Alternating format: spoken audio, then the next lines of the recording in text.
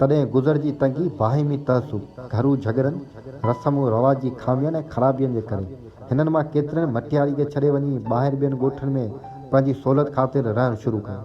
मटियारी जी रहाइश जे दौरान में सैयद जो ख़ानदान चइनि मुखिया कबीलनि में विरहाइजी वियो। अलफ जरार पोटा ही सैयद जलाल उर्फ़ जरार जो औलाद हुआ। उन ई कबीले 4 मुखिया दरवेश पैदा कया।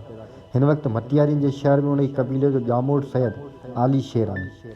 नंबर 1 सैयद शाह रुकनुद्दीन। ही साहब पीर तरीक़त हो। खेसि फैज़ मखदूम बिलावल जे ख़लीफ़े मखदूम साहिर सवाई लंजार खां मिलियो। शाह रुकनुद्दीन जो मक़बरो मटियारी जे शहर में आहे। संदसि वफ़ात जी पूरी तारीख़ मालूम न थी सघी आहे, लेकिन मालूम ईअं थिए थो त 350 हिजरी ऐं 380 हिजरी जे विच धारे वफ़ात कई थी ॾिसनि। मखदूम साहिर जो मक़बरो उनरपुर स्टेशन जे भर में टकरी ते आहे। नंबर 2 सैयद हाशिम शाह सखी। ही साहिब संदुन परॾाॾे सैयद रुकनुद्दीन जो सिलसिलेवार फैज़ याफ़्ता हो। पाण 1100 हिजरी 14 रबीउल अव्वल में वफ़ात कयो। संदुन मज़ार मटियारियुनि जे शाह रुकनुद्दीन जे कुबे जे भर में आहे, जिते साल ब साल मथीं तारीख़ ते मेलो लॻंदो आहे ऐं हज़ारनि जी तइदाद में माण्हू ज़ियारत जे लाइ गॾु थींदा आहिनि। संदुन औलाद मां हिन वक़्तु मसनद नशीन पीर हाजी बकादार शाह आहे।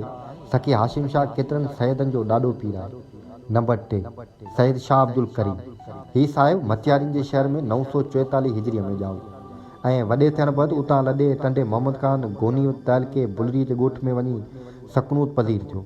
हिन सैयद अब्दुल कुदूस ऐं शाह इब्राहिम खां फैज़ तरीक़त हासिल कयो, जो साहिब कादरी तरीक़े जो बुज़ुर्ग हुयो। संदुन मुलाक़ातूं मखदूम नूह सां बि घणियूं थियूं हुयूं ऐं ॾिसण में अचे थो त उन जी सोबत जो मथां घणो असरु रहियो। हू साहिब नामियारो शाइर थी गुज़रियो आहे। सबर ऐं खानिद में काफ़ी शोहरत हासिल कयईं, जंहिं बाबति कई किसा मशहूर आहिनि। पाण 1030 हिजरीअ में बुलरी में वफ़ात कयऊं। संदुन मक़बरो बि उते ई आहे। संदुन वफ़ात जी तारीख़ 15 ज़ुल्क़द 2 साल उते मेलो लॻंदो आहे। उते हज़ारे मुतक़द ज़ियारत लाइ ईंदा आहिनि, जिते ज़िक्र समाई राग थींदो आहे। संदुन दरगाह जो मसनद नशीन हिन वक़्तु पीर मियां ग़ुलाम हैदर शाह साहब आहे।